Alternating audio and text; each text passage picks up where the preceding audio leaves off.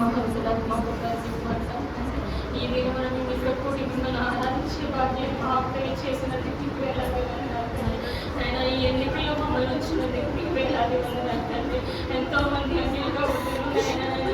నిన్ను ప్రేమించే భాగ్యాన్ని ఎవరికి లేకపోయినా మాకు ఇచ్చినందుకు మీకు వందనాలు తండ్రి. మా తండ్రి ఇంకా తండ్రి మీరే కదా తండ్రి. మా సమస్యలు తీర్చివాడము నీవే తండ్రి. వారిగా ఉన్నప్పుడు కృపా మీద నా కుటుంబాన్ని ఎంతో సంతోషంగా వచ్చినందుకు వందనాలు. ఏ సమస్య వచ్చినా ముందుగా మీరు మాకు చేయించినందుకు వందనాలు తండ్రి. ఇప్పటి వరకు సమస్యలు లేకపోయినాను నాయన మమ్మల్ని ఎంతగా ప్రేమగా చూసుకున్నందుకు మీకు వందనాలు తండ్రి.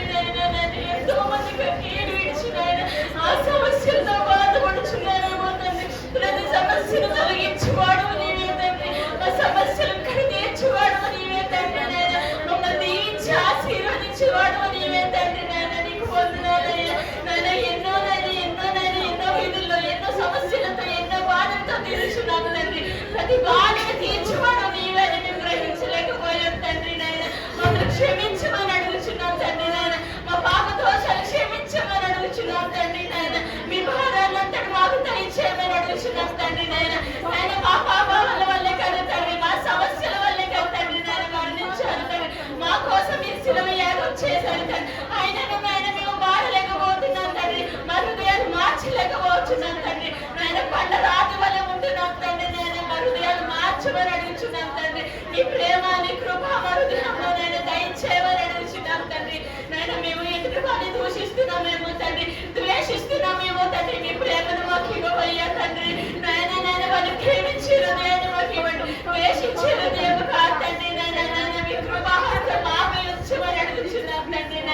నీకు వందనాలయ్యా తండ్రి. ఏదో ఉంది ఏదో చేస్తున్నామని మేము అతిశయపడట్లేదు తండ్రి. కేవలం మీ కృప వల్లే మేము అతిశయపడుచున్నాం తండ్రి. కేవలం మీ ప్రేమతో మేము బ్రతికి ఉన్నాం తండ్రి. లేకపోతే వట్టి ఎంతో మంది కళ్ళు మోసి ఉన్నారు తండ్రి. ఆ లెక్కలో కూడా మేము ఉంటామేమో తండ్రి. కానీ సజీవులుగా మమ్మల్ని ఇచ్చినందుకు మీకు వేలాది వందనాలయ్యా. మా వల్ల మీకు ఏమైనా చెరగాలని రాసి ఉందో తండ్రి. మాకు తెలియదు తండ్రి. మా హృదయాల మీద ఎగిరినో తండ్రి. మీ ప్రణాళిక మా జీవితాన్ని నడిపించుకొని అడుగుచున్నాము తండ్రి. ఏమి చెయ్యాలని ఉందో మా జీవితంలో అది మేము చేసే వారంలో ఉండాలి తండ్రి. ఆ మార్గంలోనే నేను నడిచే వారంగా సరైన మార్గాన్ని మాకు చూపించండి తండ్రి. సరైన జీవితాన్ని మాకు ఇవ్వండి తండ్రి. నీ బిడ్డలుగా ఎవరనుకున్నాను నీకు వందనాలు స్తోత్రాలు తండ్రి. పట్టిని తీసి ముద్దగా చేసి మాకు మీ జీవాన్ని పోసినందుకు మీకు వందనాలు తండ్రి. నీకు వందనాలయ్యా. ఆ జీవంలో గొప్ప ఉంది తండ్రి. ఆ రూపంలో గొప్ప ఉంది తండ్రి. మీ రూపాన్ని మాకు ఇచ్చినందుకు వేలాది వందనాలు స్తోత్రాలు తండ్రి. ఆ కాలం నుంచి మేము పాపం చేస్తూనే ఉన్నాం తండ్రి. ఆ పాపాన్ని విడిచిపెట్టకుండా ఆ మార్గంలో నడుస్తున్నామయ్యా. మమ్మల్ని క్షమించమని అడుగుచున్నాం తండ్రి. మీరు మమ్మల్ని దర్శించమని అడుగుచున్నాం తండ్రి. మమ్మల్ని దాటిపోయే దేవుడు తండ్రి. నజరేతు వాడా నాయన మాతో ఉండమని అడుగుచున్నాం తండ్రి. సంతోషంగా ఆనందం మిమ్మల్ని ఆరాధించే భాగ్యాన్ని మాకు దయచేయండి తండ్రి.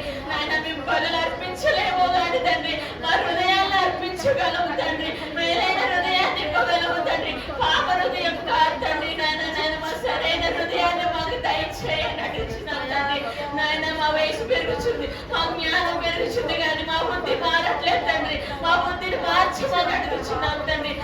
ఈ 2 రోజులైన యవనస్తుల కూడికి నిర్మించాను తండ్రి. మా యవనస్తులు తండ్రి ఎంతో మంది నశించిపోవచ్చున్నారు తండ్రి. చెడు ఆలోచన చెడు తలంపులతో ఎన్నో చెడు మార్గంలో నడుచున్నారు తండ్రి. నా బిడ్డలందరినీ మార్చమని అడుగుచున్నాం తండ్రి. ఎంతో మంది ఎడిక్ట్ అయిపోయారు తండ్రి. ఆ బిడ్డను రక్షించండి తండ్రి. ఆడబిడ్డను మారుచున్నారేమో కానీ మగ బిడ్డను మారలేకపోవచ్చున్నారు తండ్రి. మీకు దూరంగా ఉంటున్నారు తండ్రి. మాకు ఇచ్చిన మనుషులు కూడా ఆ బిడ్డకి దయచేయమని అడుగుచున్నాను తండ్రి. చెడు ఆలోచన చెడు తలంపులతో తాగుడుతో ఇంకా వ్యసనాలతో నశించిపోవచ్చున్నాయి ఆత్మల తండ్రి. సాతాను చేస్తున్న పన్నాలన్నిటిని విడిపించమని అడుగుచున్నాను తండ్రి. ఆ కంచెలన్నీ తెంపివేయమని అడుగుచున్నాను తండ్రి. బలమైన మీ ఆత్మను వారిపై ఉంచమని అడుగుచున్నాను తండ్రి. ఏ బిడ్డని దోసి వేయకండి తండ్రి. నీ బిడ్డలుగా హత్యలు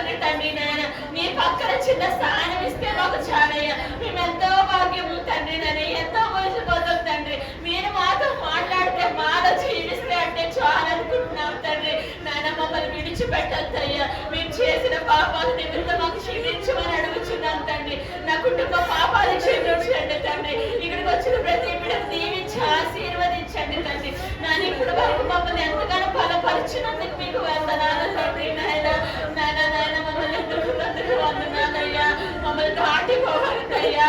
దావీదు కుమారుడా, నజరేతు వాడా, మమ్మల్ని దాటిపోకండి అయ్యా. మీ ఆత్మను మాపై ఉంచండి, మీ శక్తిని మాపై ఉంచండి, మీ బలాన్ని మాపై ఉంచి నాయన మమ్మల్ని దర్శించమని అడుగుచున్నానయ్యా. నాయన మమ్మల్ని దర్శించి నీతో నడిపించమని అడుగుచున్నాను తండ్రి. నీ రాజ్యంలో స్థానం ఇస్తే తండ్రి చాలయ్యా. నాయన ఎక్కబడే గుంపులో మేమందరూ ఉండాలయ్యా. విడవబడే గుంపులో ఎక్కడ ఉండకూడదయ్యా. నాయన నా కుటుంబాన్ని ఎక్కబడే గుంపులో నడిపించయ్యా. ఎవరికి మారు మనసు లేదు అయ్యా, వారందరికి మారు మనసు దయచేయమని అడుగుచున్నాను తండ్రి. నాయన ఏ బిడ్డని త్రోసి వేయద్దయ్యా. ప్రతి సమస్యను తొలగించమని అడుగుచున్నాను తండ్రి. నాయన నీకు వందనాలయ్యా, వందనాలయ్యా. నాయన హృదయ తలంపులు ఎరిగి ఉన్న దేవుడు తండ్రి, పై రూపాన్ని నాయన చూసి మమ్మల్ని ఎన్నుకోలేదనుకున్నాం తండ్రి. హృదయ తలంపులను చూసి మమ్మల్ని ఎన్నుకున్నందుకు మీకు వేలాది వందనాలు తండ్రి.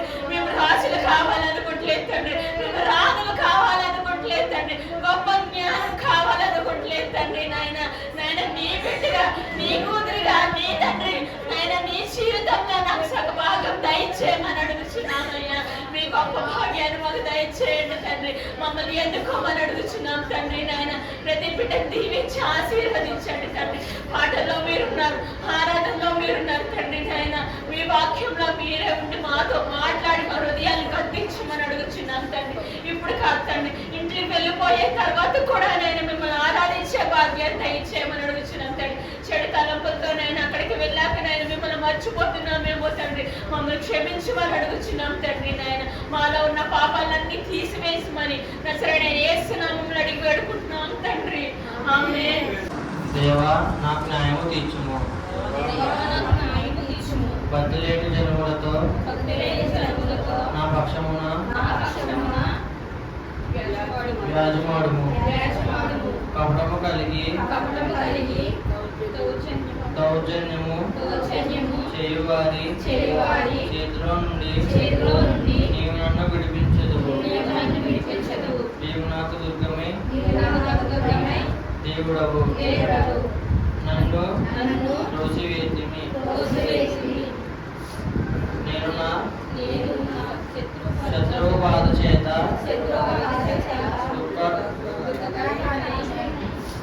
దుఃఖక్రాంతుడైన సంచరింపలేనా.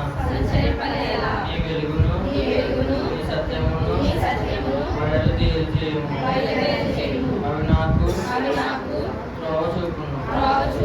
అవి పరిశుద్ధ పర్వతమునకును నీ నివాస స్థలమునకును నన్ను తోడుకొని వచ్చును.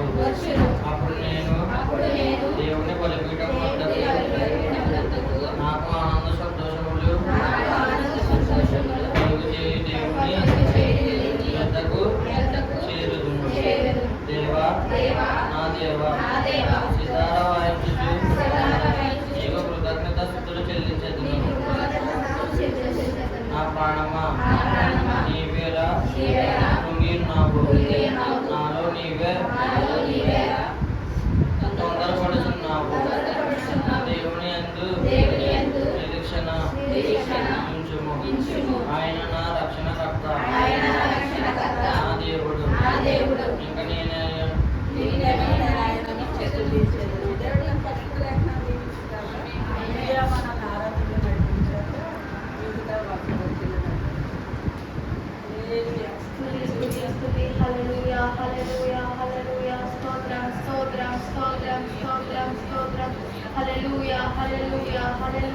తండ్రి నీ బలాత్మకమైన ప్రభా మొత్తాన్ని జ్ఞాపకం చేసుకుని ప్రభా స్తోత్రం స్తోత్రం స్తోత్రం స్తోత్రం స్తోత్రం స్తోత్రం స్తోత్రం నీలోనే ఆనందం నా దేవా, నీలోనే నాకు జీవం.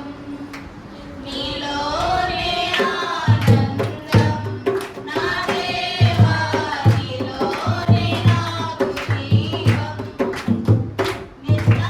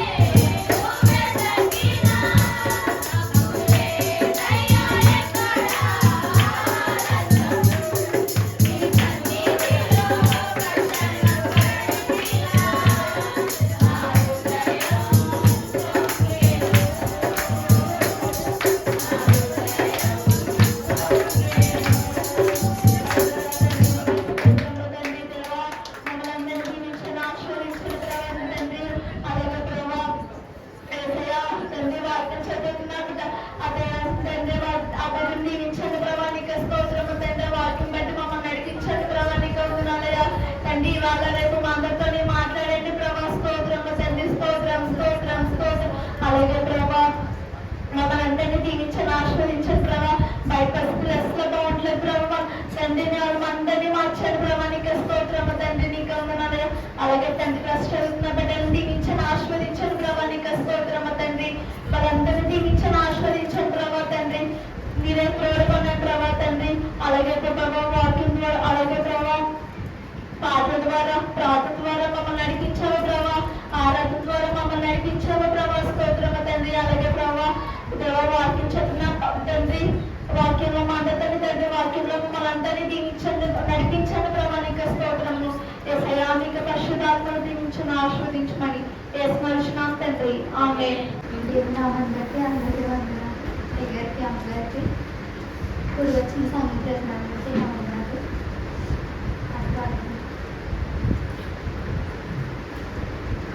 ప్రార్థనలనే పయనము, ప్రార్థనే ప్రాకారము, ప్రార్థనే ప్రాధాన్యము, ప్రార్థనే పరాజయం.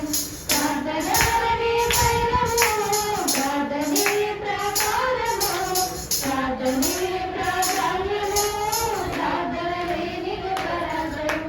ప్రభువా ప్రార్థనే పయా సాగించకుండా నేనుండలేనయా. ప్రభువా ప్రార్థనే పయా సాగించకుండా నేనుండలేనయా. నీ పాదాలు తడపకుండా నా పయనం సాగనయా. నీ పాదాలు తడపకుండా నా పయనం సాగదయా. ప్రార్థన వలనే పయనము, ప్రార్థనే ప్రాకారము, ప్రార్థనే ప్రాధాన్యము, ప్రార్థనే పరాజయం.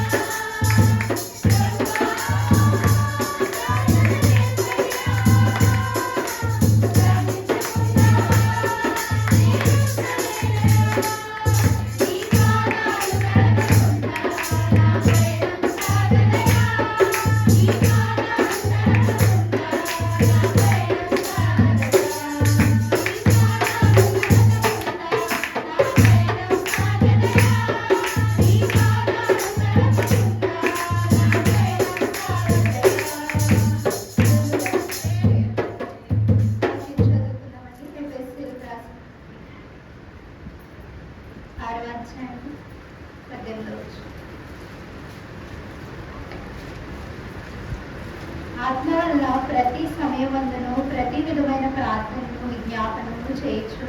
ఆవిష్యమై సమస్త పరిశుద్ధుల నిమిత్తము పరిపూర్ణమైన పట్టుదలతో విజ్ఞాపన చేయొచ్చు. మెలకుగా ఉండుడి. ప్రార్థన చేసుకుందాం.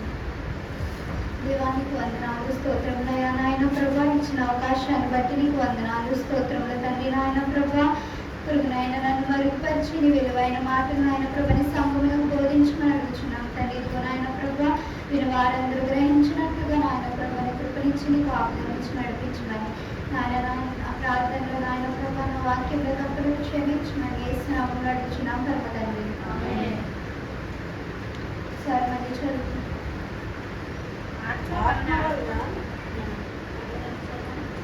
ఆత్మ వల్ల ప్రతి సమయమందును ప్రతి విధమైన ప్రార్థనను విజ్ఞాపనను చేయించిన ఆవిషయమై సమస్త పరిశుద్ధుల నిమిత్తము పూర్వమైన పట్టుదలతో విజ్ఞాపన చేయించు వరకుగా ఉంది.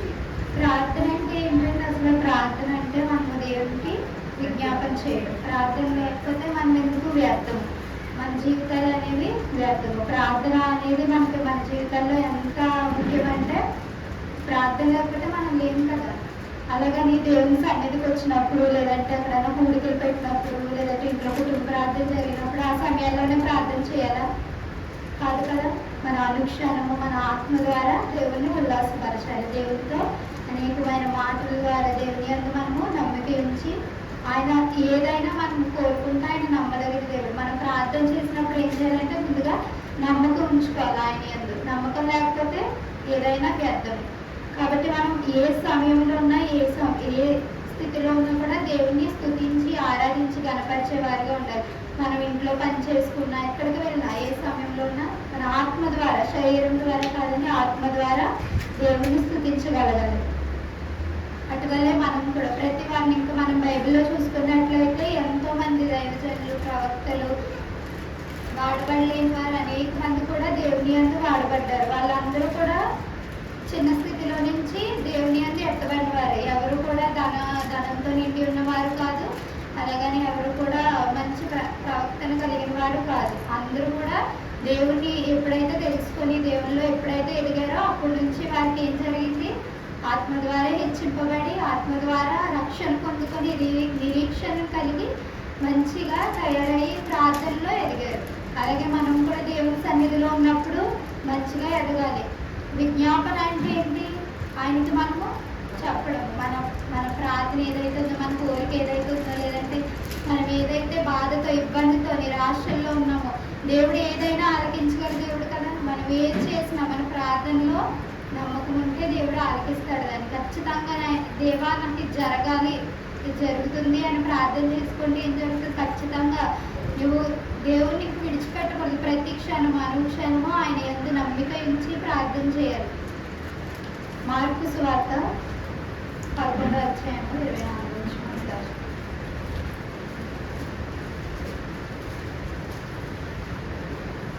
అందుచేత ప్రార్థన చేయునప్పుడు మీరు అడుగుచున్న వాటినల్లా పొంది ఉన్నామని నమ్ముడి, అప్పుడు అవి మీకు కలుగును. మీతో చెప్పుచున్నాను. ఇక్కడ దేవుడు ఏం చెప్తున్నాడంటే ప్రజలకి, మీరు ఏదైతే అడుగుతారో అది ఖచ్చితంగా నమ్మండి. ఫస్ట్ మీరు ఏదైతే ఆ దేవుని అడుగుదాం అనుకుంటారో అది మీరు నమ్మండి. తర్వాత నేను ఏం చేస్తానంటాడు దేవుడు, మీకు నేను అది కలుగు చేస్తాను. కాబట్టి మనము ఏ విషయంలో అయినా ఏదైనా మనం దేవుని అడిగేటప్పుడు ముందు కొంతమంది అనుకుంటారు ఇది దేవుడిది కాదేమో, ఎందుకలే దేవుడిని అడిగినా చేయడేమో, ఇది తప్పేమో అనుకుంటారు. కానీ ముందు మనం ఏం చేయాలి? దేవుడిని అడిగి అది కరెక్ట్ అయితే మన మనసుకు తెలుసు కదా అది కరెక్టో కాదో. కాబట్టి దేవుడిని అడిగి మనము, దేవా నేను ఇది నమ్ముచున్నాను, నువ్వు చేయుచున్నావు కనుక నేను నమ్ముచున్నాను, నా విషయంలో అన్ని కార్యములు నేను జరిగించావు, కాబట్టి ఇది కూడా నువ్వు చేస్తావని నేను నమ్ముచున్నాను కనుక నాకు ఇది నెరవేర్చు దయచే తండ్రి అని ప్రార్థన చేయాలి. మన ప్రార్థన ఎలా ఉండాలి? నిష్ట కలిగి ఉండాలి. నిష్ట అంటే విడిచిపెట్టకుండా. ఇంకా నిష్ట అంటే ఎలా ఉంటాం మనం? ఇప్పుడు ఏదైనా అనిలు ఉంటారు, వాళ్ళకి మొన్న జరిగింది దసరా జరిగింది, వాళ్ళు ఎంత నిష్ట కలిగి ఉంటారో ఆ వాళ్ళే వేసుకుంటారో. ఇంకా పూజలు ఎంత నిష్ట కలిగి వాళ్ళ అన్యులైనా కానీ నిష్ట కలిగిన ప్రార్థన నిష్ట కలిగిందే చేస్తారు. వాళ్ళ దేవుని వాళ్ళు కనపరుచుకుంటారు. అట్టి రీతిగా మనం కూడా మన దేవుడిని మనం కనపరుచుకోవాలి. మనం కాకుండా ఎవరు వస్తారు? దేవుని సన్నిధికి వచ్చినప్పుడు మనం ప్రతి వారిని ఉత్సాహపరచాలి. ఇంకా మనం ఇంకా సంఘంలో పట్టు కలిగిన ప్రార్థన ఉంటుంది. పట్టు కలిగిన ప్రార్థన అంటే ఏంటి? ఒక నిరీక్షణ పెట్టుకొని ఇది ఖచ్చితంగా జరగాలి అని ప్రార్థన చేయాలి. మనం పట్టు కలిగిన ప్రార్థన సంఘం అందరూ కూడికగా కూడుకొని సంఘం అందరూ కలిపి ప్రార్థన చేయాలి. గొలుసు ప్రార్థన అంటారు. ఇక్కడ ఎంతమంది తెలుసండి? గొలుసు ప్రార్థన విడిచిపెట్టకుండా ఒకరి తర్వాత ఒకరు ప్రార్థన చేయించుండగా ఇంకొకరు చేస్తూ అలా ఉంటారు. అదే ప్రార్థన మనము ఎప్పుడైతే సన్నిధానంకి వచ్చి ఉన్నామో ప్రతిరోజు, మీరు చర్చిలో అనే కాదు ఇంట్లో ఉన్నా కూడా కుటుంబం అందరూ కలిసి చేసుకున్నది గొలుసు ప్రార్థన అవుతుంది. అందరూ కలిపి విడిచిపెట్టకుండా 1 గంట 2 గంటలు దేవుని సన్నిధిలో గడపడం వల్ల మీరు ఏం కోల్పోరు కదా. 24 గంటల టైం మనకి, రోజుకి 24 గంటల్లో మనం 1 గంట 2 గంటలు దేవుని సన్నిధిలో ఉండడం వల్ల మనకి ఏమీ కోల్పోం కదా. ఏమన్నా పనులు ఉంటే తర్వాత చూసుకోవడమే. దేవుని కన్నా మనకి ఏది ప్రాముఖ్యం కాదు కదా. దేవుడు మనకి ఇచ్చిన సమయాన్ని బట్టి మనము ఆయన గనపరుస్తూ ఉండాలి. ఏ సమయం కొద్దిపాటి సమయం దొరికినా ఆయన గనపరచడానికి ఉండాలి. సోమరితనం కలిగి ఉండకూడదు అసలు. కొంతమంది ఉంటారు, వెళ్దాంలే చర్చి పాటలు పాడుతున్నారు కదా, వాక్యం వేయకి వెళ్దాంలే, ఆరాధన జరుగుతుంది కదా, జరుగుతూ ఉంటుందిలే ఆరాధన అయిపోయి వెళ్దాము, ఎలా ఉంటారంటే అలా ఉంటారు అనమాట. ఆరాధన ఎప్పుడైతే స్టార్ట్ చేస్తారో మనకి ఫస్ట్ స్టార్టింగ్ ప్రేయర్, స్టార్టింగ్ ఏదైతే వర్డ్ మనకి యూజ్ చేస్తారో ఆ సమయానికే సంఘం అందరూ చర్చ్ ఆవరణం నిండా నిండిపోయి ఉండాలి. ఆ సమయం అందరూ నిండిపోయి ఉంటే మనకి ఏం జరుగుతుంది? మనకు దీవెనలు ఆఖరిలో వచ్చిన అదే దీవెన, ఫస్ట్ వచ్చిన అదే దీవెన అనుకోకండి. ఎప్పుడు మనకు ఫస్ట్ ఆరంభం నుంచి ఏదైతే మనం ఉంటామో అదే దీవెన.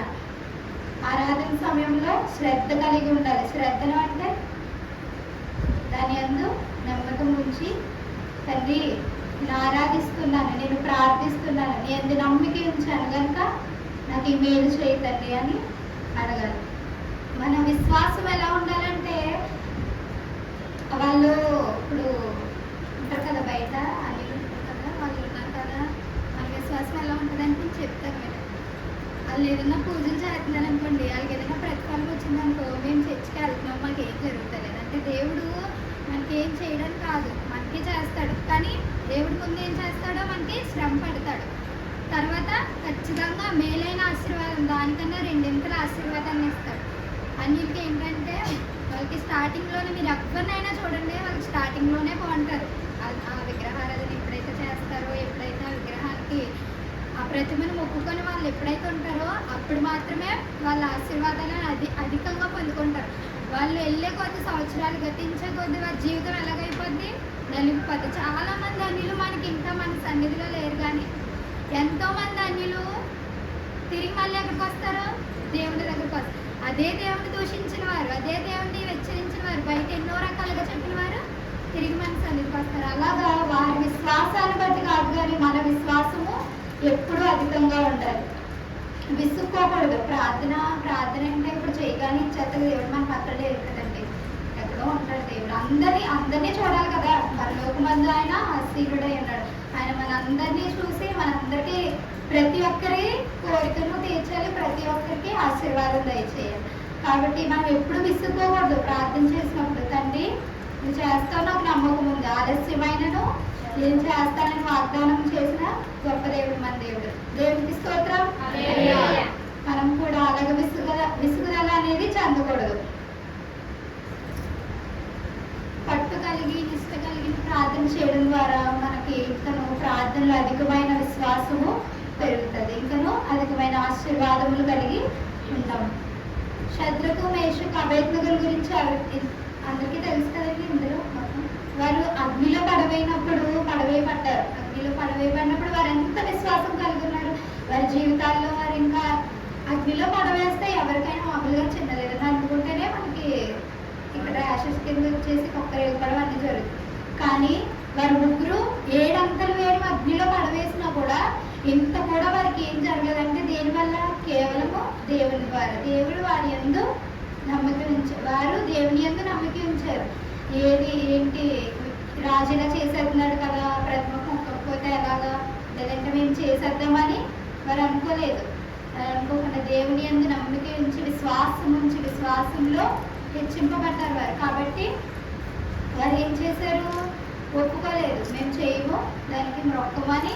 దేవుడు ఎప్పుడైతే వచ్చాడో అప్పటి వరకు కూడా వారి విశ్వాసతని పోగొట్టుకోలేదు. దేవుని యందు విశ్వాసం ఉంచి వారి పనిని ముగించుకున్నారు. అలాగే లూకా సువార్త 18వ అధ్యాయం 10వ వచనం. ప్రార్థన చేయటికే 2 మనుషులు దేవాలయంలోనికి వెళ్ళి, వారిలో ఒకడు పరిసయ్యుడు, ఒకడు సుంకరీయుడు.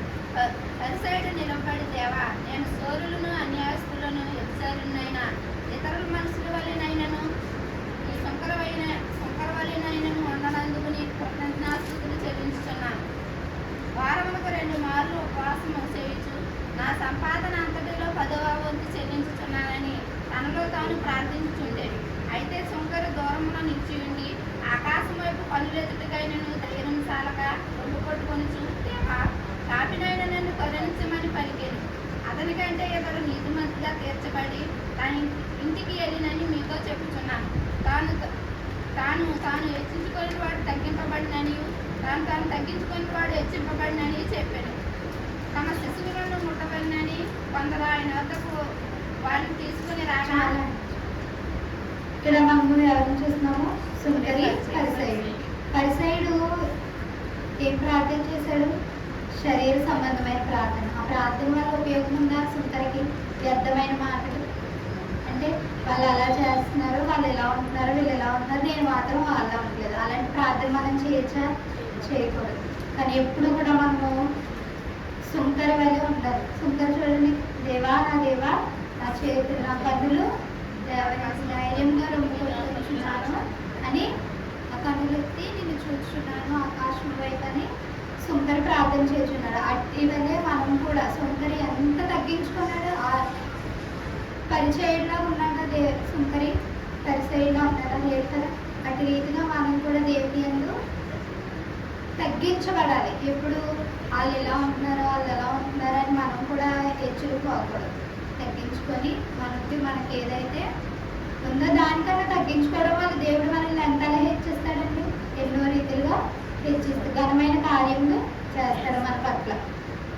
మనము ఎంతగానో ఏమనుకుంటామంటే వాళ్ళు అలా ఉన్నారు, వీళ్ళు ఎలా ఉన్నారు, వాళ్ళు హెచ్చించబడిపోతున్నారు. ఇంకా ఎవరికైనా ఒక జీతం శాలరీ ఇంకా పెంచారనుకోండి, ఒక శాలరీ ఒక మంత్ది వాళ్ళకి పెరిగిపోతుంది, మాకు పెరగట్లేదు, మేము ఇంతలా దేవుల్లో ఉంటున్నామో మాకు ఏం జరుగుతలేదు అని విశ్వాసాన్ని కోల్పోతారు. కానీ అలా ఉండకూడదు. ఎప్పుడు దేవుని సన్నిధిలో ఉన్నప్పుడు దేవా మేము ఇలా ఉన్నాం కనుక మమ్మల్ని క్షమించి మమ్మల్ని నీ సన్నిధిలో ఆదుకో తండ్రి, మమ్మల్ని నీ యందు విశ్వాసం ఉంచేలాగా మమ్మల్ని ఎదిగించు తండ్రి అని ప్రార్థన చేసుకోవాలి. అయితే మనము ఈరోజు అసలు ఇక్కడ పెట్టుకున్న ప్రార్థన ఏంటంటే ఉపవాస ప్రార్థన. ఉపవాస ప్రార్థన అంటే అర్థం ఏంటి చెప్పండి? ఉపవాసం అనగా ఉపకారము, పరిశుద్ధత, సహవాసము. అంటే మనము ఉపవాసం చేయడం ద్వారా ఉపకారం పొందుతాం దేవుని దగ్గర నుంచి, మనుషుల దగ్గర నుంచి కాదని దేవుని దగ్గర నుంచి ఉపకారము పొందుకుంటాము. అలాగే పరిశుద్ధత అంటే మన శరీరానికి కాదు, మన ఆత్మకి, మన ఆత్మ ఏదైతే ఉందో దేవునిలో ఇంకనూ అధికముగా వాడబడడానికి పరిశుద్ధాత్మ అనేది మనకి సహాయం చేస్తుంది. అలాగే సహవాసము అంటే దేవుని సన్నిధిలో ఇంకనూ అధికముగా మనం ఆయనతో కొనియాడబడడానికి, ఆయన యందు ఆయనను గనిపరచడానికి దేవుడు మనల్ని అధికంగా వాడుకుంటాడు. ఉపవాస ప్రార్థన అనేది వట్టిది అనుకోకండి. ఎప్పుడు ఉపవాసం చేయడం ద్వారా మనకు అనేకమైన కార్యములు జరుగుతాయి. ఎందుకంటే ఎంతోమంది చాలా కార్యములు చేయడానికి ఉపవాసం ఉండి వారి యొక్క కార్యాలను నెరవేర్చుకోవడానికి ఉపవాసం అనేది ఖచ్చితంగా చేస్తారు. అలాగే మన జీవితంలో కూడా ఉపవాస ప్రార్థన ద్వారా అనేకమైన కార్యములు మనం కూడా దేవుని యందు చేయించుకోవాలి. ఉపవాస ప్రార్థనలో కొందరి గురించి ఉపవాస ప్రార్థన చేసిన కొందరి గురించి మనం ఇప్పుడు చెప్పుకున్నాము. ద్వితీయోపదేశ కాండము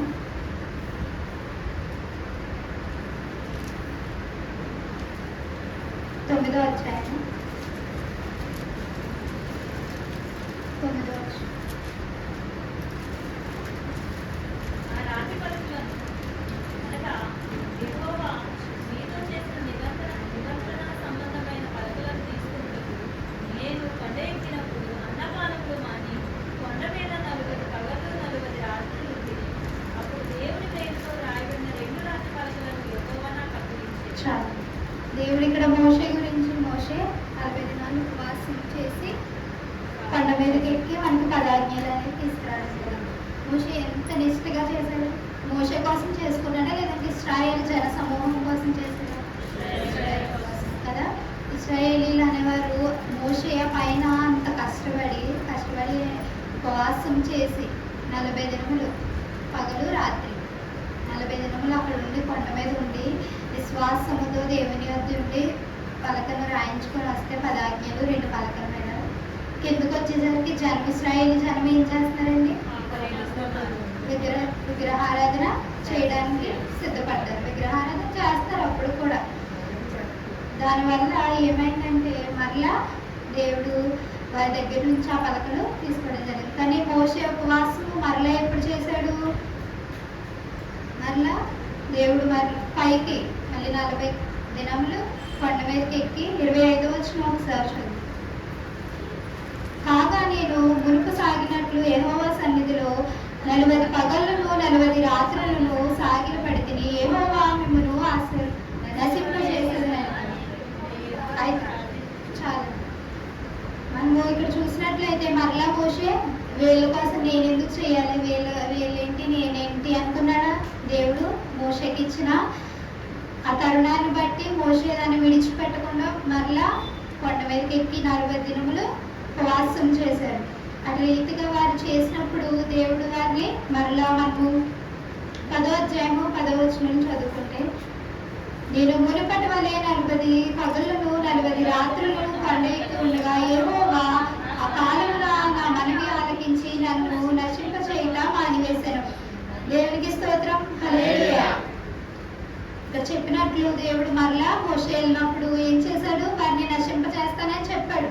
కానీ ఏం చేశాడు, నశింపచేయలేదు. ఇశ్రాయేలు జన సమూహమును కాపాడి ఆ కింద వచనంలో మనం చదివితే వారి పితరులకి ఏదైతే నేను ప్రమాణం చేసి స్వాధీనపరిచిన దేశం ఇస్తానని చెప్పాడో కింద వచనం చదువుకుందామండి. మరియు యెహోవా నాతో ఇట్లా నేను ఈ ప్రజలు నేను వారికి ఇచ్చదనని వారి పితరులతో ప్రమాణం చేసిన దేశమును ప్రవేశించి స్వాధీనపరుచుకున్నట్లు మీరు లేచి వారి ముందర సాగుమని చెప్పాను.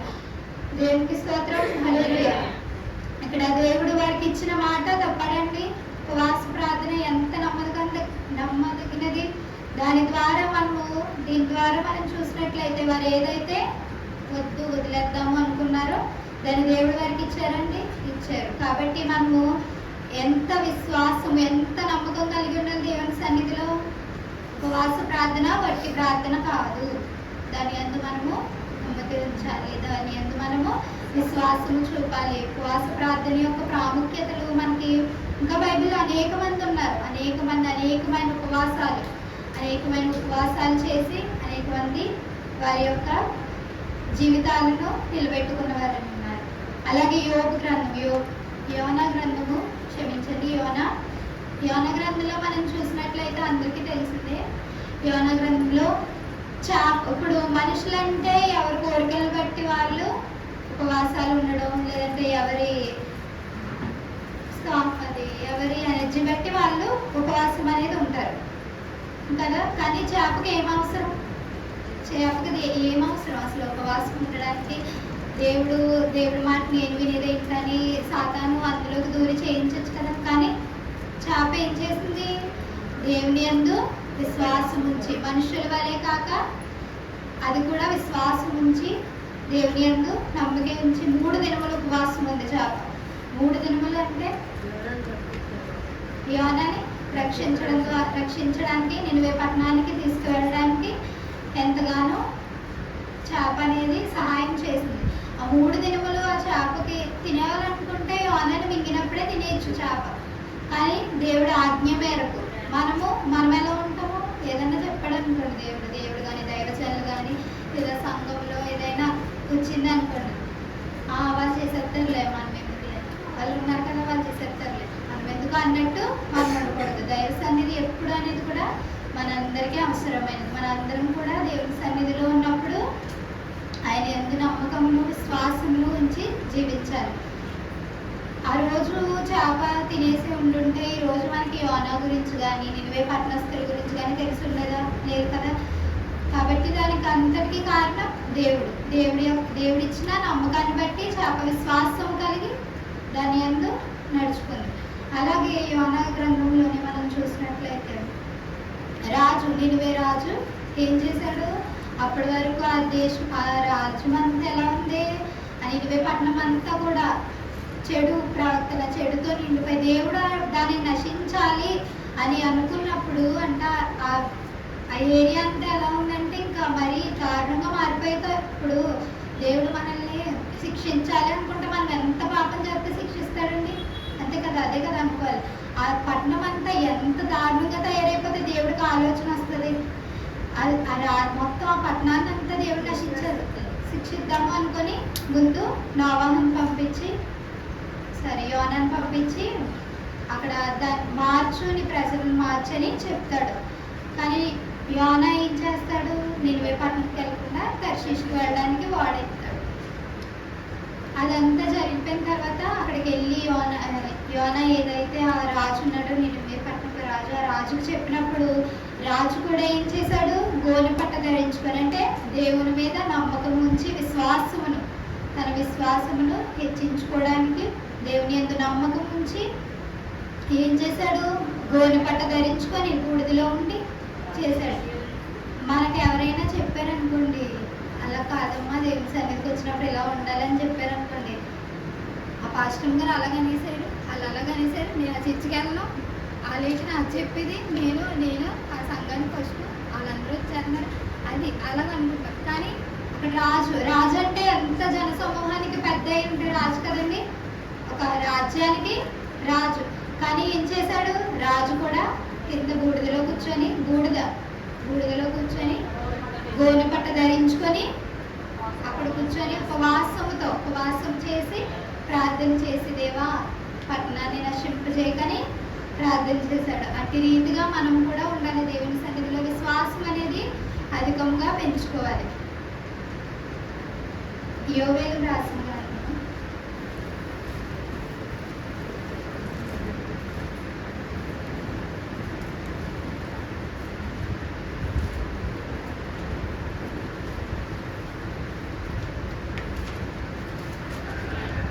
1వ అధ్యాయము 14వ వచనం.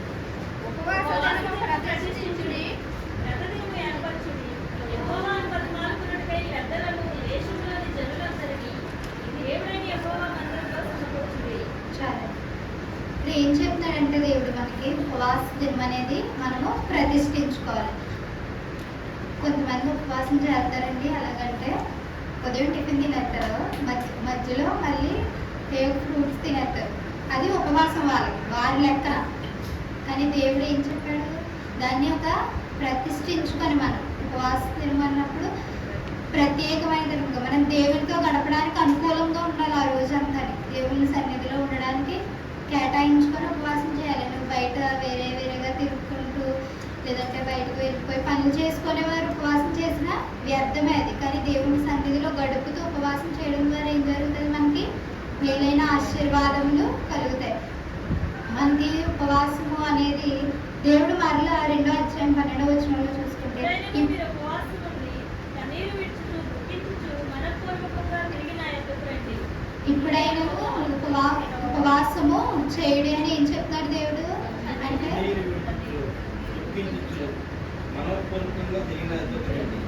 ఇది యెహోవా వాక్కు.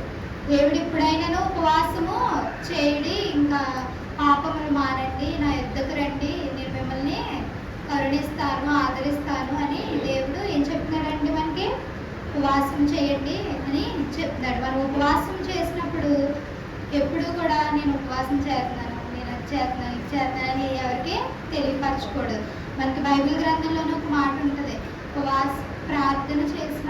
ఉపవాసం చేసినప్పుడు నీ ముఖము వికారం చేసుకొనక సంతోషముగా నీ ముఖమును ఉంచుకొను అని వాక్యం మనకి బైబిల్ గ్రంథంలో ఉంటుంది. అయితే ఆ వాక్యం ద్వారా మనం ఏం తెలుసుకోవాలంటే, ఉపవాసం చేసినప్పుడు ఎంత అంటే కలగా ఉండాలంటే ఇంకా మనకన్నా ఆనందంగా మనకన్నా సంతోషంగా ఎవరు లేరు అన్నట్టు మనం ఉండాలి. దేవుని అది శారీరకంగా కాదు, ఆత్మ ద్వారా మనము అగ్నిలో కాల్చబడేటట్లుగా మనం దేవుని సన్నిధిలో ఎంత చేసినా కూడా తక్కువే కదండి. ఆయన మనకు చేసిన దాన్ని బట్టి మనము ఎంత చేసినా తక్కువే. కాబట్టి మనము ఉపవాసం అనేది ఒక ప్రతిష్ఠించుకొని దేవుని సన్నిధిలో ఈ రోజు నేను గడపాలనుకుంటున్నాను కాబట్టి నేను ఉపవాసం ఉండి నా కోరిక ఏదైతే ఉందో, నా చిత్తం ఏదైతే ఉందో, దేవాని చిత్తం ఏదైతే ఉందో అది నా యందు నెరవేర్చుతండి అని మనం ప్రార్థన చేసుకోవాలి. అలాగే ఉపవాసము ఏం చెప్తున్నారు ఇక్కడ దేవుడు? కన్నీరు విడుచుచు దుఃఖించుచు మనస్పూర్వకంగా తిరిగి నా యొద్దకు రండి. మనస్పూర్వకంగా అంటే ఇష్టం లేకుండా కాదు, ఇష్టం ఉండి నా పైన నమ్మకం నుంచి ఇష్టం ఉంచి కన్నీరు విడుచుచు, మీకు ఏదైతే కావాలది కన్నీరు విడుచుచు దుఃఖించుచు మనస్పూర్వకంగా నా దగ్గరికి రండి అని దేవుడు చెప్తున్నాడు ఇక్కడ. మనము ఎప్పుడు కూడా ఉపవాసం చేసినప్పుడు, దేవా నేను ఒకటే అనుకుంటున్నాను, నీ చిత్తం ఏమై ఉందో, నేను చేసింది కరెక్టో కాదు, కానీ నీ చిత్తం ఏమై ఉందో అది నా యందు నెరవేర్చుతండి అని ప్రార్థన చేసుకోవాలి. ఈ కూడికలు పెట్టడానికి కూడా కారణం ఏంటి? సంవత్సరము ఈ నెల ఏంటి? నవంబర్ నెల. ఈ రోజు నుంచే కదా స్టార్ట్ అయిపోతుంది. అలాగే ఉపవాసంతో పాటు మనము సిద్ధపడి ఉండాలి. వధువు సంఘంగా సిద్ధపడి ఉండాలి. సిద్ధపాటు కలిగి ఉండాలంటే ఏం చేయాలి? సిద్ధపాటు కలిగి ఉండాలంటే ఏం చేయాలి అంటే ఆయన రాకడ కొరకు వధువు సంఘము వలె వధువు సంఘము వరుని కొరకు వధువు సంఘము వరుని కొరకు ఎదురు చూచుచున్నది. అరమమోక్ష పాపమైన అరమమోక్ష పాపమైన అంటకుండానున్నది. అంటనీయాకున్నది. అంటరుచున్నది. వధువు సంఘము వరుని కొరకు ఎదురు చూచుచున్నది. దేవునికి స్తోత్రం. హల్లెలూయా. ఎలా ఉండాలి? మనము సిద్ధపాటు కలిగి, బుద్ధి కలిగిన కన్యకల వలె సిద్ధపాటు కలిగి ఆయన రెండవ రాకడలో వచ్చే సమయం వరకు మనము సిద్ధపాటు కలిగి ఉండాలి. రాణి వలె అంటే పట్టు చీరలు కట్టుకొని మేకప్ వేసుకుని రాణి వలె అంటే దేవుని సన్నిధిలో మనము ఆత్మలో కాల్చబడి ఆత్మలో అగ్ని ద్వారా ఎంచబడి ఆత్మలో మనము దేవునికి దగ్గరై విశ్వాసం ద్వారా దగ్గరై వధువు సంఘంలో మనం కూడా చేర్చబడాలి. అటు రీతిగా దేవుడు మనందరినీ ఆశీర్వదించింది. నా వాక్యంలో తప్పులుంటే నన్ను క్షమించండి. మరలా నాకు ఈ అవకాశం ఇచ్చిన దైవజనులకి అందరికీ నా నిండు వందనం అన్నారు.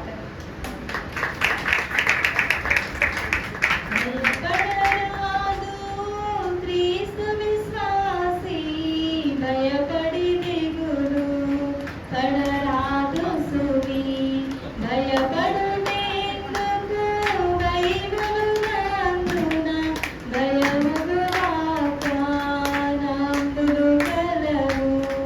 భయపడరాదు క్రీస్తు విశ్వాసి భయపడి దిగులు పడరాదు సువి. మంచి వాక్యం చెప్పింది కదా. దేవుని స్తోత్రం. పిల్లల్ని మనం ఎంకరేజ్ చేయాలి. దేవుని పరిచయం కొరకు వాడబడేటట్లుగా ఎంకరేజ్ చేయాలి. దేవుడు తన ఆత్మతో బిడ్డలని పరిచయం వాడుకుంటుంది. సాయంకాలం సెషన్ ఉంది మన సృజన సాయంత్రం 7 గంటలకు సిద్ధపడండి. మంచి వాక్యం చెప్పిన బట్ట దేవుడు నన్ను దీవించి ఆశీర్వదించుకుందాం. ఉపవాస ప్రార్థన యొక్క ప్రాముఖ్యత కదా. ఉపవాస ప్రార్థన యొక్క ప్రాముఖ్యత ఏంటి? ఏం చేయాలో ఉపవాస ప్రార్థన? ఉపవాసం ఉండి నీళ్ళు విడిచింది. ఉపవాసం ఉండి అంటే కాళ్ళు మోచుకొని ఇంట్లో పడుకొని టీవీ చూడటం కాదు. చాలామంది ఉపవాస దినాలు ప్రతిష్ఠించుకుంటారు. ఉపవాస దినాలు ప్రతిష్ఠించుకొని ఏం చేస్తారంటే ఇంట్లో దేవుడు రహస్యమందరూ దేవుడిని ప్రార్థన చేయమన్నాడు కదా అని ఇంట్లో కూర్చుంటారు. అంటే ఏం జరుగుతుంది? నేను అందుకే ఉపవాస దినం అంటే మనందరూ సమాజ కూటాలు ప్రతిష్ఠించుకుంటారు. దేవుడు చదివించారు. సమాజ కూటాలు ప్రతిష్ఠించుకోవాలి. ప్రతిష్ఠించుకొని దేవుడి సన్నిధికి వచ్చి ఒకరు ఏడుస్తానంటే ఆటోమేటిక్గా పక్కన కూడా ఏడుతుంది. కొంతమంది ఏడుకుంటే సెలవు ఇదే వెళ్తారు బాబు కదా. కానీ కొంతమంది ఏడుస్తుంటే మనకు కూడా కొంతమంది దగ్గర నుంచి బెడ్లు ఏడుస్తూ ఉంటారు. మనకు సంబంధం లేనివాళ్ళు కానీ అక్కడికి వెళ్ళామనుకోండి మా పిల్లలు తప్పు చూసి మనకు కూడా ఏమైపోతుంది.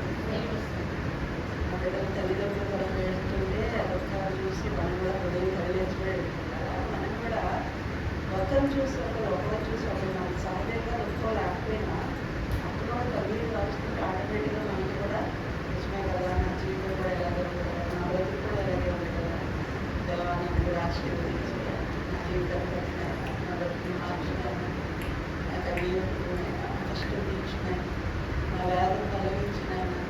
దేవుడి దగ్గరికి వచ్చినప్పుడంటే ఇప్పుడు వినేళ్ళు కదా దుఃఖం హృదయం ఎంత దుఃఖం తెచ్చలేం తక్కువ ఎవరో తెచ్చలేదు. మన జనాలు తీరుతారు వాళ్ళకి చెప్పుకుంటే వాళ్ళకి సాయం చేసుకోబడ్డారు.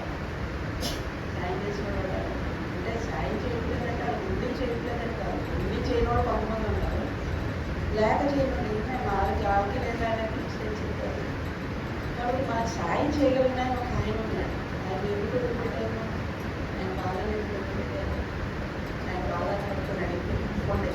ఏ సమస్య అయినా సరే, మన జీవితంలో ఏ చిన్న కష్టం వచ్చినా సరే, ఏ చిన్న సమస్య వచ్చినా సరే, ప్రభు దగ్గరికి వచ్చినప్పుడు ఒకటి ఆనందంతో రావాలంట. ఏంటి ఆనందం? తప్పకుండా దేవుడు నాకు మనం పెట్టారు, మన ప్రార్థనలు పెట్టడానికి. మనం చదివి నేను చదివించిన వాక్యం అదే ఈరోజు వాగ్దానం.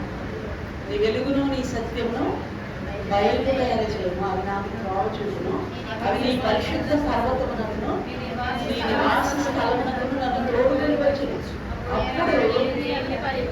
అప్పుడు నాకు ఆనంద సంతోషము కలుగుచి దేవుని యొద్దకు. ఎలా రావాలంట? నాకు ఆనందాన్ని ఇస్తాడు, నాకు సంతోషాన్ని ఇస్తాడు, నా దుఃఖాన్ని నాట్యంగా మారుస్తాడు. తప్పకుండా నా మనం వెంటాడు ఆయన, తప్పకుండా నా స్థితిని మార్చగలిగిన దేవుడు నాకు ఉన్నాడు అనే విశ్వాసంతో, ఆ సంతోషంతో దేవుడికి రావాలంట. ఏడుతా, ముట్టుకుంటా, మొలుకుంటా ఆయన ముఖ కాంతి మనకి విజయం కలిగేస్తుంది. నా పక్కన ఉన్న కీర్తనలను మనం చదివితే 43 చదివించాను కదా. నా ప్రాణమా నువ్వు ఎలా పుణ్యమున్నావు, నాలో నువ్వు ఎలా తొందరపడుచున్నావు, యెహోవా యందు నమ్మిక ఉంచు, ఆయనే నీకు కదా. కాబట్టి దేవునిలో నమ్మకం ఉంచి దేవుని దగ్గరకు వచ్చినప్పుడంటే ఆయన ముఖ కాంతి 44 అధ్యాయంలో వారి బాహు వారికి విజయం ఇవ్వలేదు. 3వ వచనంలో కనుక నీ ముఖ కాంతి, నీ బాహువే వారికి విజయం కలుగు చేసింది అంటాడు కదా. దేవుని యొక్క ముఖ కాంతి మన మీద పడుతుంది. ఇక్కడికి వచ్చినప్పుడు, దేవుని సన్నిధికి వచ్చినప్పుడు, దేవుని సన్నిధిలో దేవుని యొక్క ముఖ కాంతి మన మీద పడుతుందట. ఆ ముఖ కాంతి మనకి ఏం కలుగుతామా? విజయం కలుగు. మన సిగ్గుని, మన అవమానాన్ని కొట్టివేసి, మన కన్నీళ్లు తుడిచి, మన గుండెల నిండా గొప్ప ధైర్యం ఇచ్చి దేవుడు మనల్ని ఆదరిస్తాడు. కాబట్టి ఉపవాస ప్రార్థన యొక్క ప్రాముఖ్యత, ప్రార్థన యొక్క ప్రాముఖ్యత పూర్ణమైన పట్టుదలతో అందరి వరకు పరిశుద్ధులు, అందరి వరకు మనందరం పరిశుద్ధులు కదా. సహజంగా మనలో పరిశుద్ధత ఏం లేదు, కానీ దేవుడు తన రక్తంతో మాట్లాడి మనం పరిశుద్ధంగా చేసినందుకే పరిశుద్ధ సమాజం సమకూర్చిన దేవుడు. నిర్మకాండం కానీ సంఖ్యాకాండం కానీ మీరు అందరూ చదువుతారు. ఏమంటారు? దేవుడు పరిశుద్ధ సమాజంగా కూడా అందరం సమాజంగా కూడితే దేవుడికి అంత సంతోషం. అంటే నా బిడ్డలు వచ్చేసారు, దేవుడు నేను నా బిడ్డలకి కార్యాలు చేయాలి అనేటువంటి ఒక గొప్ప ఉత్సాహంతో ఉంటాడట. నాకు మొరపెడతారు ఇప్పుడు, నాకు ప్రార్థన చేస్తారు ఇప్పుడు, నా సన్నిధిలో కన్నీరు కాలుతారు ఇప్పుడు. మాకు ఎవరు లేరు, దిక్కు లేరు అనుకుంటారు. నేను వాళ్ళకి పెద్ద అంట, నేను వాళ్ళకి పెద్ద దిక్కు, నేను వాళ్ళకి సహాయం చేస్తాను అని దేవుడట మనకంటే ముందు వచ్చేసి మన కోసం ఎదురు చూస్తూ ఉంటారు. ఆయన సన్నిధిలో అంత సంతోషం ఉంటారు. నిజమైన విశ్వాసంతో, నిజమైనటువంటి ఆత్మరక్షణతో మనం పాపులమే. మంచి అనేది మనల్ని పోగొట్టండి. ఇక్కడ రోగికి రాసిన చేయడానికి మంచి చేయాలని కోరిక కలుగుతుంది కానీ ప్రభా నేను మంచి చేయాలనుకుంటున్నాను. ఎందుకంటే నా శరీరంలో ఒక నియమం ఉంది, పాప నియమం. అది నాకు మంచి చేయనివ్వట్లేదు. మంచి చేయాలని ఆశ కలుగుతుంది కానీ మంచి చేయనట్లేదు. నేను ఎక్కువ చెప్తాను పరిశుద్ధాత్మ ఆత్మ నియమం ఉంటుందంట. అంటే 8వ అధ్యాయం ప్రారంభం దగ్గరికి వచ్చేసరికి అంటాడు, ఇప్పుడైతే క్రీస్తు యేసునందు ఉన్న వారికి ఏ శిక్ష విధి లేదు. ఎందుకంటే జీవం నుంచి ఆత్మ యొక్క నియమము నా పాప నియమం నుంచి నన్ను విడిపిస్తుంది. శరీరంలో ఉన్న నియమం పోయి కొత్త నియమం, జీవం ఇచ్చే నియమం ఆత్మ ద్వారా వస్తుంది, పరిశుద్ధాత్మ ద్వారా. అందుకని పరిశుద్ధాత్మను పొందుకోమని చెప్తాను. నీ ఆత్మని, నీ శరీరాన్ని, నీకున్న కలుషాన్ని అంతటినీ కడిగేసి, మనం కన్నీళ్ళు కావస్తున్నప్పుడు కన్నీళ్ళే నీ జీవితాన్ని కడుగుతాయండి. కన్నీళ్ళని పాపం అంతా కొట్టేసాడు దేవుడు. కొట్టిపోయిన దగ్గర ఇంకెందుకు ఏడుస్తాడు? ఊరుకో దేవుడు అన్నాడు లేదా? యోగి అంతా 37 చదివితే ఇక ఏడవకు, ఊరుకో అన్నాడా? నా రక్తంతో, నా ఆత్మతో నేను పవిత్రపరిచిన కొత్త నిబంధన నీతో చేస్తున్నాను. ఐగుప్తులో ఇశ్రాయేలుతో చేసిన నిబంధన అంటే నిబంధన కాదు, నా ఆత్మ నీ అంతా ఉంచుతాను. నా ధర్మశాస్త్ర విధులను అనుసరించేటట్టే ఆత్మే మేము మనం ప్రార్థన చేస్తాం. కన్నీళ్ళు తెచ్చి ప్రార్థన చేయాలి. మనం ఎంత ప్రార్థన చేసినా కన్నీళ్ళు రావు. ఎన్ని శ్రమలు ఉన్నా కన్నీళ్ళు రావు, ఎన్ని బలహీనలు ఉన్నా కన్నీళ్ళు రావు. కానీ ఎప్పుడైతే ఆత్మ కోరుకుంటాం, మీలో ఒక పరిశుద్ధాత్మలే మమ్మల్ని కన్నీళ్ళతో ప్రార్థించేలా చేస్తున్నాడు. అది అయితే నేనేమంటానంటే కొద్దిగా కాదు, పరిపూర్ణమైన ఆత్మని నేను నా ఇంటిలో చదువుతున్నాను కదా, సమృద్ధిగా దేవుని పరిశుద్ధాత్మను ప్రార్థన చేసుకున్నాను. ముగింపు ప్రార్థన ఎవరితో ఇషిత చెప్తా ఉంది జాగ్రత్త ముగింపు ప్రార్థన చేసిన తర్వాత నేను దేవుని నడుచుకోవాలి. సాయంకాలం చేసిన సిద్ధపడతాను. యూత్ దగ్గర ప్రార్థన చేయండి. దేవుడు మంచి కాలేజీలో సీట్ ఇవ్వాలి. దేవుడి కొరకు పనిచేస్తే దేవుడు మన కొరకు పనిచేస్తాడు కదా. దానికి మంచి మార్గం చూపించి కాలేజీలో సీట్ ఇవ్వాలి. సంతోషంగా దేవుడి సన్నిధికి వచ్చి సాక్షి చెప్పాలి. దేవుడు ఇంకా అతను బహుబలంగా అనేక ప్రాంతాల్లో దేవుడు సాక్షిగా నిలబెట్టి వాడుకోవాలి. యవన జీవితాన్ని ఒక సమర్పణతో గడపాలి. దేవుడు తన పరిశుద్ధ బలిపెట్టడానికి నిలబెట్టాడు అంటే దాని అర్థం ఏంటంటే ఒక మనిషి నిలబడితే నిలబడుతుంది. అమ్మగారు ఏదో ఇచ్చారు అవకాశం అనుకోకండి. నేను చెప్పాను ఒకసారి ఒక అమ్మాయికి అలాగే అవకాశం ఇస్తే ఇంకొక కుటుంబం చాలా అసూపోయింది. కానీ ఆ అమ్మాయిని కూడా ఒక రోజు మందిరంలో నిలబెట్టి సహవాసంగా నిలబెట్టి వాక్యం చెప్పమని ఒక రోజు దేవుడు పిలిస్తే వెళ్ళిపోయింది. వాక్యం చెప్పింది. నేను దెబోరాలాగా నేను ఆశీర్వదిస్తాడు జనములకు తల్లిగా బిడ్డలేని కలర్ కోరుకుంది. ఎక్కువ అనంతలక్ష్మి గారు గర్భకళ కోరుకుంది. బిడ్డలేదు కానీ రోజు నాకు దర్శనం ఇచ్చాడు దేవుడు. బిడ్డనిస్తున్నాడు. మనం కనపడితే ఏం చెప్పుకున్నామంటే అంటే నేను సండే స్కూల్ నడుపుతున్నాను. అనేక ప్రాంతాల్లో మందిరంలోనే కాదు, మందిరంలో సండే స్కూల్ చెప్పడానికి అవకాశం ఇచ్చారట. 2 సంవత్సరాల నుంచి సండే స్కూల్ నడుపుతున్నాను. ఆ తర్వాత ఆ చుట్టుపక్కల ఉన్న పిల్లలకి ఫోన్ చేసి అక్కడ కూడా ఎక్కడో ఇళ్ళ దగ్గర కూడా సండే స్కూల్ చెప్తుందంట. అలాగే వాళ్ళ ఇంటి పైన కూడా కొంతమంది పిల్లలకి సండే స్కూల్ 3 సండే స్కూల్స్ నడుపుతున్నారు. దేవుడు చక్కటి అవకాశం ఇచ్చి ఆయన సేవకులను వాడుకుంటున్నాడు. సత్యాన్ని అమ్మాయి సేవకు వెళ్ళిపోయింది సమర్పించుకొని. ఈ అమ్మాయి సేవలు వాడబడుతుంది. నేను చెప్తున్నాను, నేను కాదు మిమ్మల్ని నిలబెట్టేది. అదే చెప్తున్నాను. దేవునికి మీ పట్ల ఒక ఉన్నతమైన ప్రణాళిక ఉంది. నిలబడండి అని చెప్తే మీరు దేవుని దగ్గర ప్రార్థన చేసుకోండి. మీరేం చెప్పలేదు. చక్కగా ప్రార్థన చేసుకోండి. దేవుని అందరిలో గడపకుండా నేను ప్రతి వెళ్తారా సృజన లేదా దేవుని మందిరంలో గంటసేపు గడిపి ప్రార్థన చేసుకున్నామా దేవుడు బలంగా ప్రార్థన గడిపి సాయంకాలం సిద్ధపడి లేదా రేపు ఎప్పుడైనా సాయంత్రం అప్పుడు బయటికి తెచ్చిన ప్రార్థన చేసుకుంటాం. అందరినీ మోకరించినట్లయితే ప్రార్థన చేస్తున్నాం. మీ 2 చేతులను ఆకాశం వైపు ఎత్తి ఇంకా నీటితో ప్రార్థన చేయండి. గొప్ప ఫలితాలు వస్తుంది.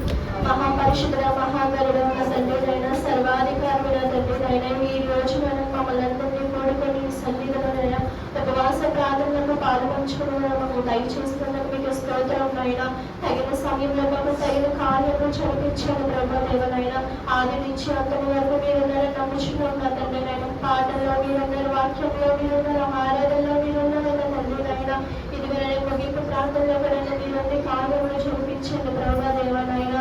ఎందుకంటే నియమించుకోవడం మాకైతే తెలుగు నా తండ్రినైనా వాసులైన 3 దినములైనా మీరు ఉన్నారని నమ్ముచున్నాం నా తండ్రినైనా. గడిచిన దినములనైనా మీరు ఉన్నారని నమ్ముచు ఒక ఆశ్చర్యమైన క్రియలను జరిపించినందుకు మీకు స్తోత్రం నైనా. కన్నీటితో ప్రార్థన చేసిన నా తండ్రినైనా తగిన సమయంలో మాకు కార్యంలో చూపించండి ప్రభా దేవనైనా. ఇదిగో ఉపవాస దినములు అడుగు పెట్టుచున్నాం నా తండ్రినైనా. ఉపవాసంతో ప్రార్థన చేయబడినైనా ఒక బిడ్డని వాక్యమైన మాటలకు మాకు వెలుచున్నప్పుడు నా తండ్రినైనా ప్రతి ఒక్క బిడ్డను మేము వాడుకుంటారని అడుగుచున్నాం నా తండ్రినైనా. నేను సిద్ధపాటు చేసిన బిడ్డలందరూ మీ కృపహస్తాలతో ఎందుకంటే నా తండ్రినైనా మీ అభిషేకం నా బిడ్డల మీద వచ్చాను ప్రభా దేవనైనా. ఈ మధ్యకాల సమయంలో వాక్యం చెప్పుచున్న బిడ్డను మీరు ఎంచుకున్నందుకు మీకు స్తోత్రం నా తండ్రినైనా. నేను ఆ బిడ్డతో మీరు మాట్లాడినందుకు మీకు స్తోత్రం నైనా. ఆ బిడ్డ జీవితంలో కార్యములు జరిపించండి ప్రభునైనా. కుటుంబాన్ని ఆశీర్వదించండి ప్రభు. దేనికోసం ఎదురు చూస్తున్నారు నా తండ్రినైనా ఆ కార్యముల బిడ్డలకు చుట్టారు ఆ బిడ్డలకు దయచేయండి ప్రభా దేవనైనా. చదువులో మీరన్నైనా ప్రభునైనా సహాయములు చేయండి ప్రభా దేవనైనా. ఆ బిడ్డ మంచి ఆశతోనైనా ముందుకు వెళ్తున్నది నా తండ్రినైనా. ఆశతోనైనా పోకుండా నా తండ్రినైనా మంచి జ్ఞానమును దయచేయండి ప్రభా. మీ సన్నిధిలో ఇంకా వాడబడి బిడ్డగా దయచేయండి ప్రభా దేవనైనా. రాత్రికైనా ఈ బిడ్డని ఎంచుకుంటున్నారా నా తండ్రినైనా. మీ విలువైన మాటలు చెప్పుచున్నప్పుడు మీరు వాడుకోండి ప్రభా దేవనైనా. ఆ మాటలతో మా కఠినమైన హృదయాలను కలిగించండి ప్రభా దేవనైనా. మీ అభిషేకము పంపించండి ప్రభా దేవనైనా. ఆ బిడ్డ జీవితంలో గొప్ప కార్యాలను చేయండి ప్రభా దేవనైనా. ఇంకా మరుసటి రోజుకునైనా ఏ బిడ్డలను సిద్ధపాటు చేసుకుంటున్నారో నా తండ్రినైనా. మీ బిడ్డలందరూ మీ కృపహస్తాలతో ముట్టుకొని పట్టుకొని వస్తాయో మీకు స్తోత్రం నాయన. ఇదిగో నేను వాక్యంలో మీరున్నారు తండ్రి, ప్రార్థనలో మీరున్నారు తండ్రి నాయన. నేను ఎంతో మంది బిడ్డలను రక్షించబడ్డాను ఏసయ్యా, మీకు స్తోత్రం నాయన. ఇంకా నేను తండ్రి ఎత్తబడే గుంపులో మమ్మల్ని ఉండేలా చేయండి ప్రభు దేవ. శ్రేష్టమైన గోధుమ గింజల వల్ల మమ్మల్ని ఉంచండి ప్రభు నీ సన్నిధిలో నా తండ్రి నాయన. పొట్ట వల్ల ఎగిరిపోకుండా నా తండ్రి నాయన. విలువైన మాటలతో నేను సన్నిధిలో మమ్మల్ని పట్టుకొని వేసేవాళ్ళైనా మీకు స్తోత్రం నాయన. ధైర్యమైన పాష్టములకు హల్లుడిలకు కావాలని మీరు ఉండదండి నాయన. అక్కడికి మంచి ఆరోగ్యములు దయచేయండి ప్రభు దేవనైనా. జరగబోయే విధుల కార్యములు జరిగించండి ప్రభు దేవనైనా. ప్రతి ఒక్క కుటుంబంలో సమస్యను తీసివేయండి ప్రభు దేవనైనా. విలువైన మాటలకు చెప్పుచున్నప్పుడు మీ కార్యములు దయచేయండి ప్రభు దేవనైనా. మా కోసం కన్నీటి ప్రార్థన చేస్తున్నారని అమ్మవారి కుటుంబాన్ని జ్ఞాపకం చేసుకోండి ప్రభు దేవనైనా. మీ తగిన కార్యములు జరిపించండి ప్రభు దేవనైనా. ఈ చిన్న ప్రార్థన పాదల చెంతలు చేర్చుకోండి నా తండ్రి నాయన. నైనా తగిన సమయంలో మాకు తగిన కార్యములు జరిపిస్తారని నా తండ్రి నాయన. గట్టిగా ఉంటున్న మా జీవితం మీద మనసులో మమ్మల్ని కుటుంబంలో తరలించినందుకు మీకు స్తోత్రం నా తండ్రి నాయన. ఇంకా ఇంటికి వెళ్ళిన తండ్రి మమ్మల్ని ఆరాధించుకుని బిడ్డ మమ్మల్ని దయచేస్తారని నా తండ్రి నాయన. ఈ చిన్న ప్రార్థన మీ పాదాలు చెందికి చేర్చుకుని తగిన సమయంలో నాయన కార్యాన్ని జరిపిస్తారని నాయన. యేసు పరిశుద్ధులను అడిగి వచ్చినాం తండ్రి. ఆమేన్.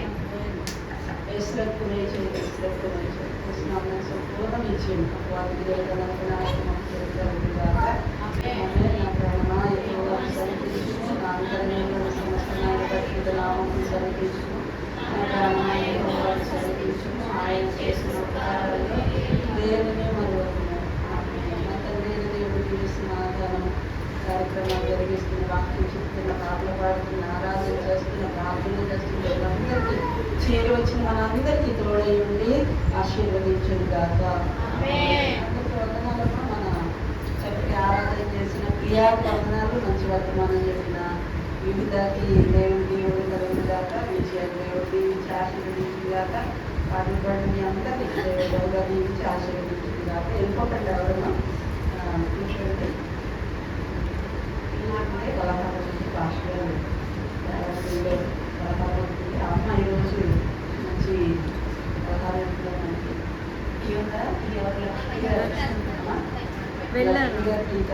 సాయంకాలం అనుష ఒక ఆయన విద్యార్థి ప్రార్థన చేయండి. రేపు సాయంకాలం కూడా ఉన్నామంటే దేవుడు మనకి ఆశీర్వదించి